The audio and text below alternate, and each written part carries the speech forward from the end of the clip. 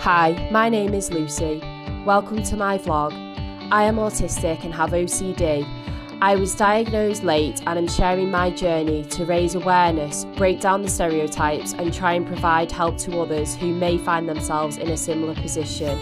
Please like and subscribe if you want to learn more about what it's like to live in a world not designed for you. Hi people, welcome to my channel, Autism's Alright. I just thought I'd make a quick video to introduce myself, say a little bit about me, my interests and hobbies, and kind of the reason why I'm doing this. So my name's Lucy. I was diagnosed as being autistic when I was 31 years of age. I'm now 34, going to be 35 this year, and I have had kind of 3 years now to really get to grips with my diagnosis, what it means for me. I'm still learning as I go along. I have a counsellor that kind of helps me figure everything out, and things change from day to day, month to month, but I guess that's normal when you've basically been growing up your whole life knowing you were different but not knowing why you were different, and having to learn self-coping mechanisms to get by, which I now know is masking. I was misdiagnosed in my 20s as depressed and having anxiety.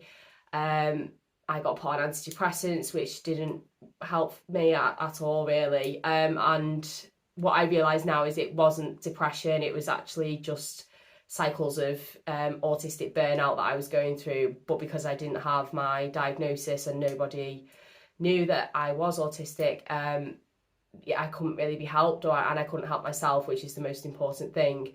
So I just kind of wanted to give you a bit of background on myself. Growing up, I grew up in a split home, so my dad left when I was 11 properly, but it was quite a turbulent time for about 4 years, and my mum kind of held it together for us throughout my teens. In primary school, I wasn't really seen as someone who was a high achiever. I would often get in trouble. In fact, pretty much every day, my mum used to say to me she'd dread picking me up because she'd be accosted basically. A teacher would start walking towards her to tell them everything that I'd done wrong that day. I really struggled to connect with my peers. I don't think it was until junior school that I really kind of found a group of friends that I stayed friends with until we left primary school. I'm still in touch with a few of them today, but not as much. My friendships were a bit kind of like, I'd have one friend and it would be an intense relationship, and then that would kind of last until it didn't last, and I'd never have like a group of friends, if that makes sense. I always felt a little bit, I don't know how to explain it, but I just didn't feel like I fitted in really. I didn't understand a lot of the reason why people did things. It didn't make sense to me. And it became kind of more apparent when I got to high school. I was a lot more interested in the academics of high school and the structure of high school. And high school is an area of my life that I did actually thrive in. I loved it. I loved the fact that I had a routine every day. We had a timetable. I knew how I could prepare myself basically in the evening for my next day. And in primary school, I didn't have that. Like, I was going in every day, not really knowing what I was going into. So I feel like when I was chatting to my dad about it, we kind of figured out that that was probably the turning point for me academia-wise, was high school, just based on the fact that there was a structure to it, which helped me because it meant I could plan my days. I was very heavily bullied in high school. I'm not going to make light of it. I didn't really, because I was different in the sense of I was intelligent and wanted to go to university and basically wanted to get out of that town that I was living in. It meant that I had to not follow the crowd, the popular crowd, and I really did stand out in that sense. But I feel like after chatting to a lot of autistic people, you tend to go two ways with things, and I guess that can be said for neurotypicals as well. So you can either do things you don't agree with to fit into the crowd to get by, or you can either stand on your own 2 feet and stand by what you believe in and just hope it pays off in the end. I mean, I'm the latter of the two, so I have quite strong views on certain things. Like I detest smoking, so I was never going to hang around with a bunch of smokers. I can't stand like girly stuff, so like wearing makeup and just what the normal trend of high school was to basically dress up, get a boyfriend. I didn't have a boyfriend throughout the whole of high school, which worried me a little bit because I thought I was a little bit different when my peers were all dating on the dating scene, and I just couldn't seem to. I felt like I should have a boyfriend because everyone else did and not because I wanted one, if that makes sense. So for me, it was just a lot of boys wouldn't entertain dating me because I was bullied and they didn't want to get bullied for dating me, which is fine. Well, it's not fine, but it's just one of those things. It's high school, it's pretty brutal at times, but it made me the person I am today, self-conscious and lacking confidence and all the other things that tend to come with what bullying does to somebody. But despite the challenges of high school, because that structure was in place, I got on really well with my teachers, and my teachers really made school for me. They made it a place where I wanted to be. I was never off sick despite the bullying, and my mum would never let me miss school just because of the bullying. Obviously, we tried everything we could to sort the bullying out, but teachers can only do so much, and unfortunately you can't stop words from being thrown around a classroom. So I used to get by just asking for a lot of restroom breaks, or I had other activities that I was involved with. So I'm very good at sport. I made a lot of my friends actually through sport, and I got a lot of respect for the sport that I did. I was top level county runner, and I ran for my local club, and I was very into my football. So I had a lot of friends outside of school, but it was friends through activities that I had in common, which again, now I know a lot of autistic people, they'll kind of be drawn towards people with similar interests to them. And luckily for me, I was naturally quite good at sport, so it meant that I could build some sort of friendship group based on that.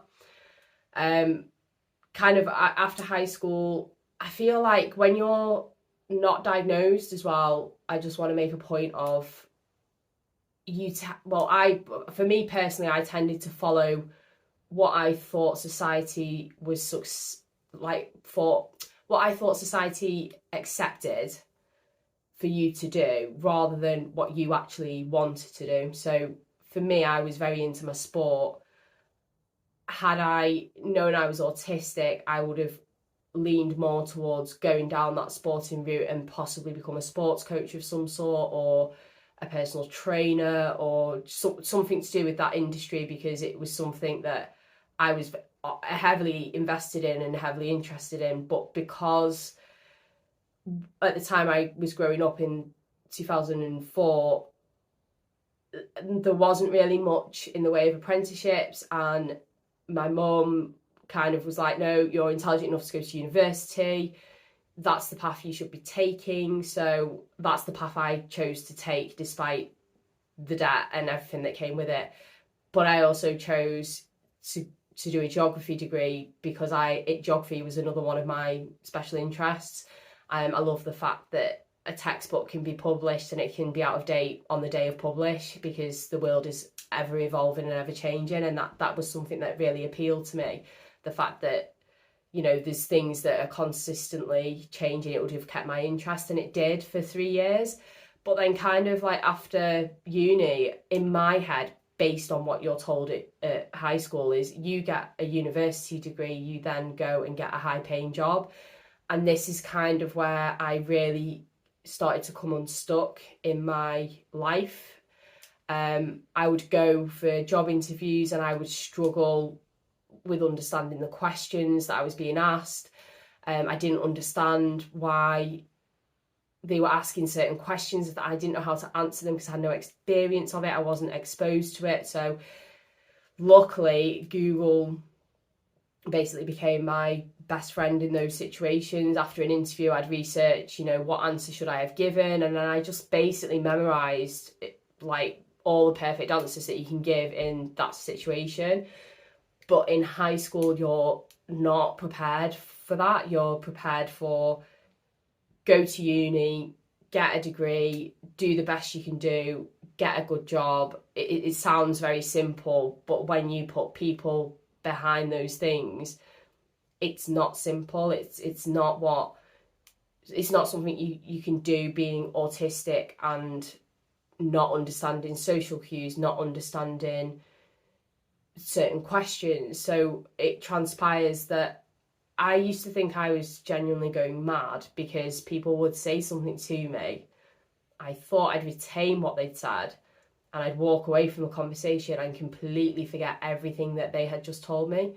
So it transpires that I actually have a verbal processing disorder, and it's linked to being autistic. So because my brain is constantly trying to think, keep eye contact, don't fidget, don't do this, don't do that. When people are speaking to me, I can't understand properly what they're saying. Like at the time I can understand it, but I can't retain that information. So it makes things very difficult for me, and I often misunderstand questions because one of my coping mechanisms is that I will try and pick up keywords and answer it what I think they mean, even though I don't fully understand myself what they mean. So that really affected my confidence going into job interviews. So I had all of the hard work. I was hardworking, never missed a deadline.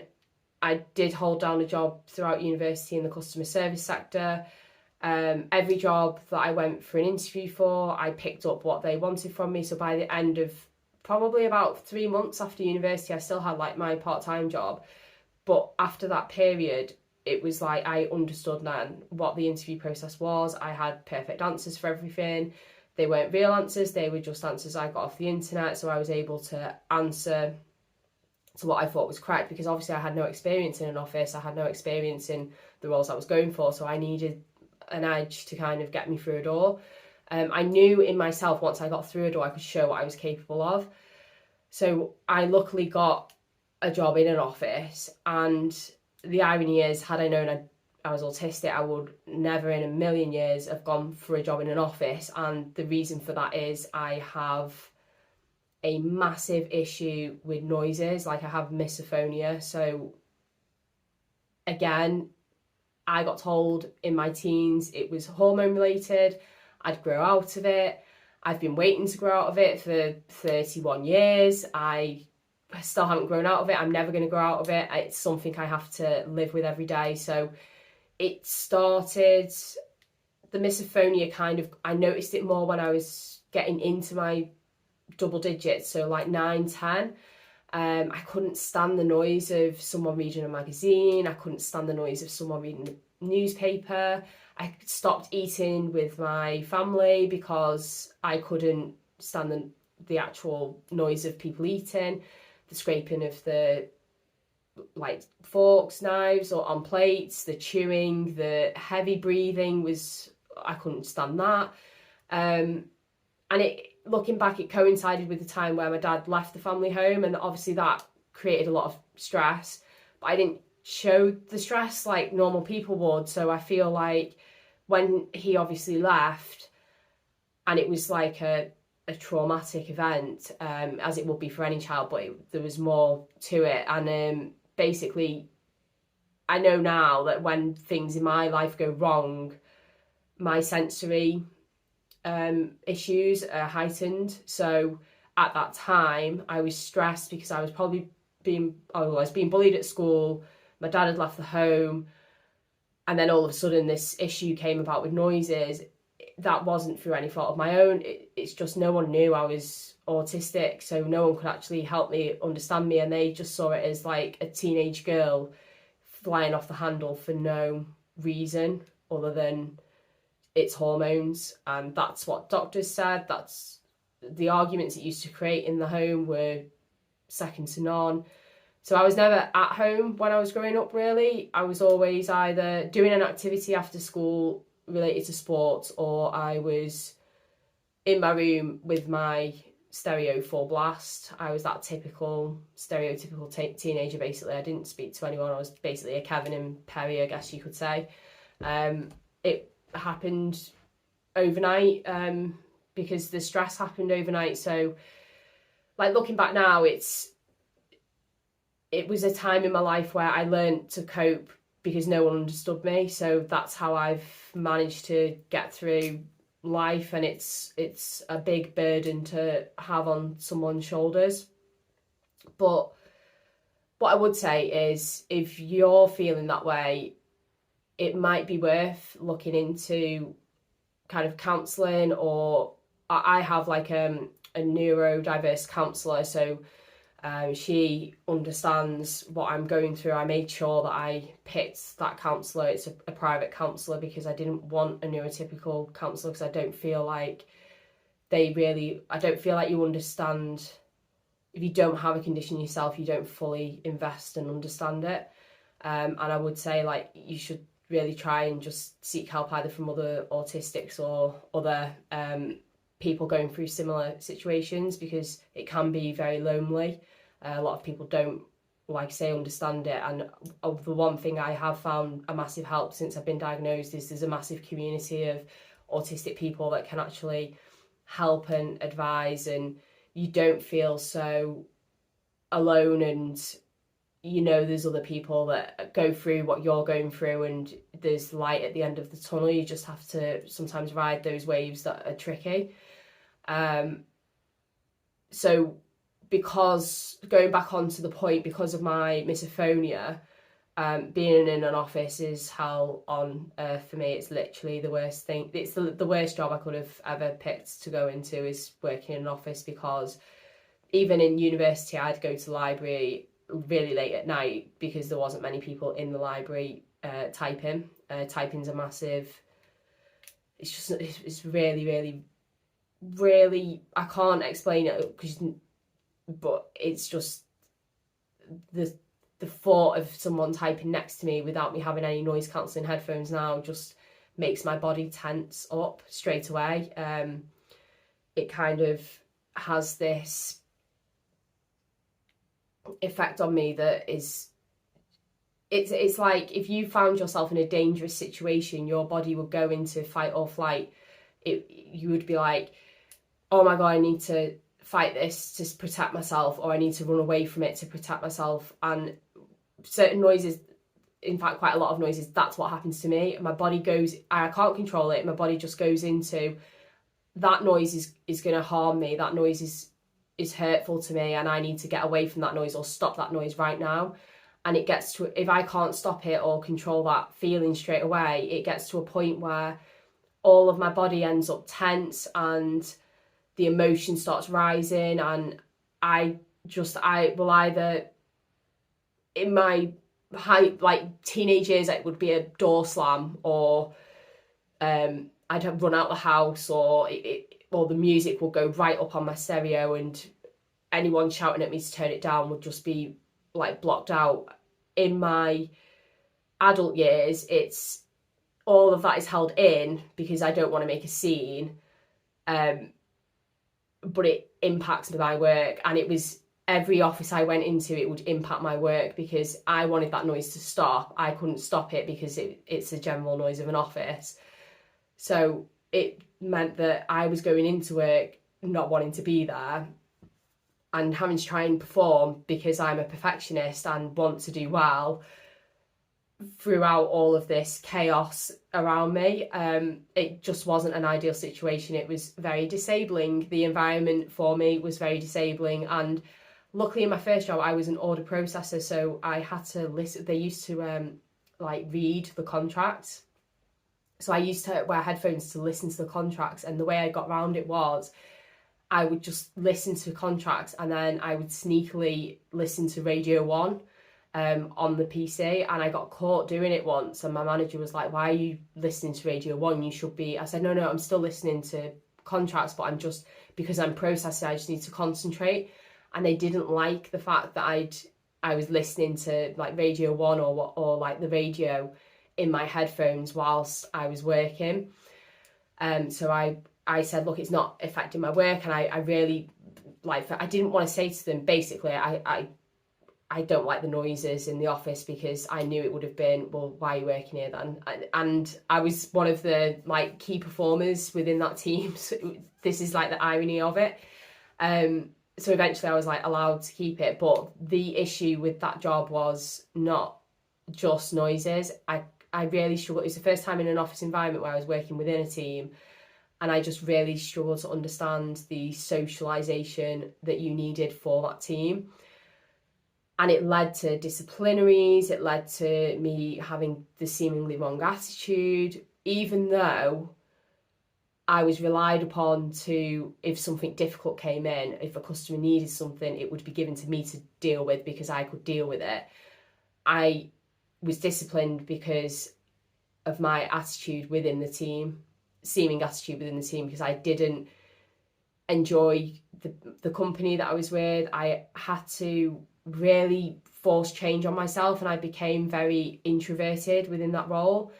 I also like trusted the wrong people as well. I've learned since, like, never ever offload your true feelings about the job to anybody within that company. Like, it's the worst thing you can do.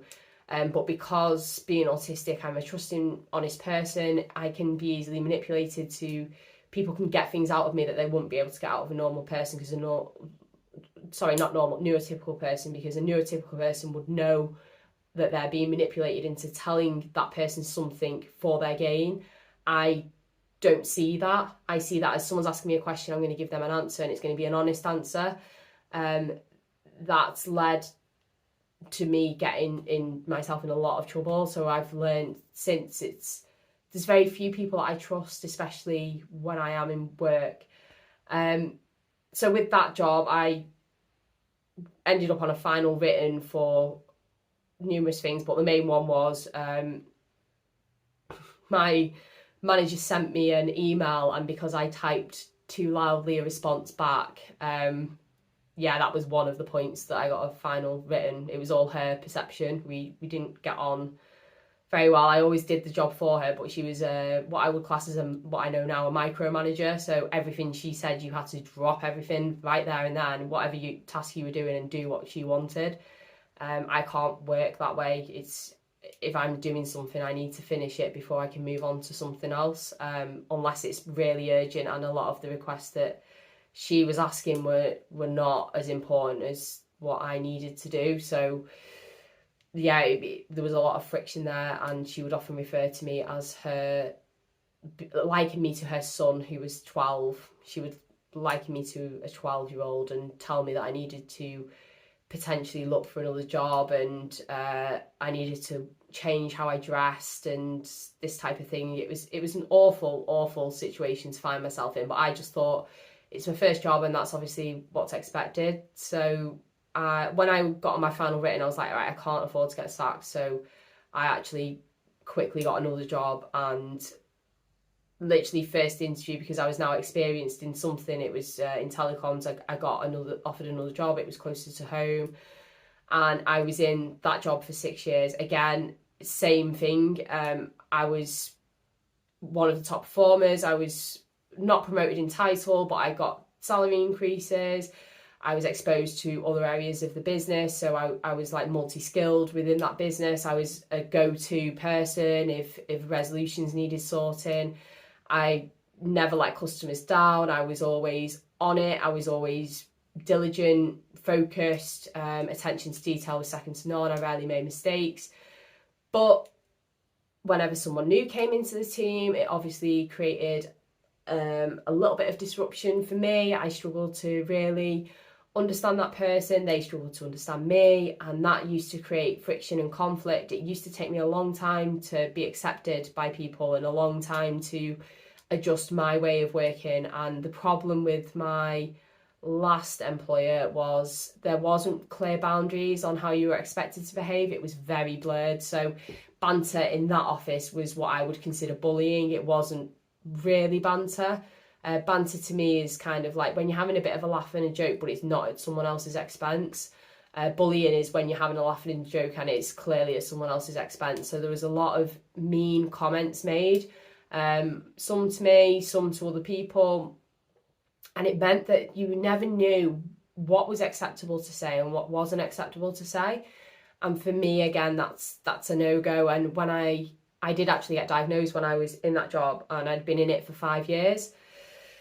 And all I can say is the naivety when I got diagnosed on what I thought would happen to what actually happened were two polar opposites. So my diagnosis came about because throughout my 20s, with the issues created from work, because I couldn't understand how I've got a degree, I'm really intelligent, I can do so much more stuff than what a neurotypical person can do, and I take a lot more on, but I was never getting rewarded for it. I was always being held back. I was never promoted. I was told that I wouldn't be able to manage a team. I was told, yeah, we appreciate what you do, but your attitude and energy aren't good enough. Even though I was putting out more orders than other people, I was top on a lot of things, and I just couldn't understand it. I was like, my stats are better than anyone else's, but you're holding me back because I can't navigate office politics, basically. So in the end, in my prior job, one of my colleagues sent a quiz. It was like on one of the daily, I don't know what it was, but it was like an autism quiz, see if you're autistic. So I did this quiz, we all did it for a bit of fun, and I scored really highly on it. And I said to the guy that sent it to me, oh my God, I've actually scored proper high on that. But in my head, I was like, it must be just one of those quizzes that isn't like a real reflection, because I'm not really great at maths. I do have like friends. I can kind of maintain eye contact, even though I do find it difficult. I don't find it painful. I just didn't fit any of the stereotypes that are portrayed in the media and online about it.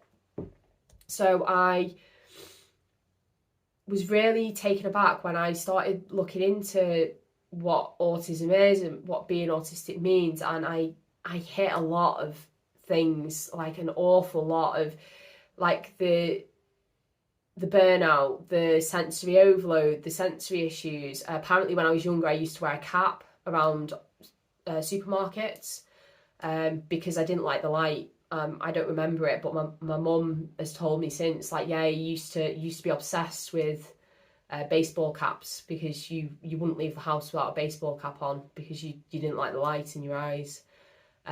That now would ring alarm bells to most people, because they'd be like, well, what's wrong with your eyes? But mine was just passed off as the lights were too bright and I didn't like it.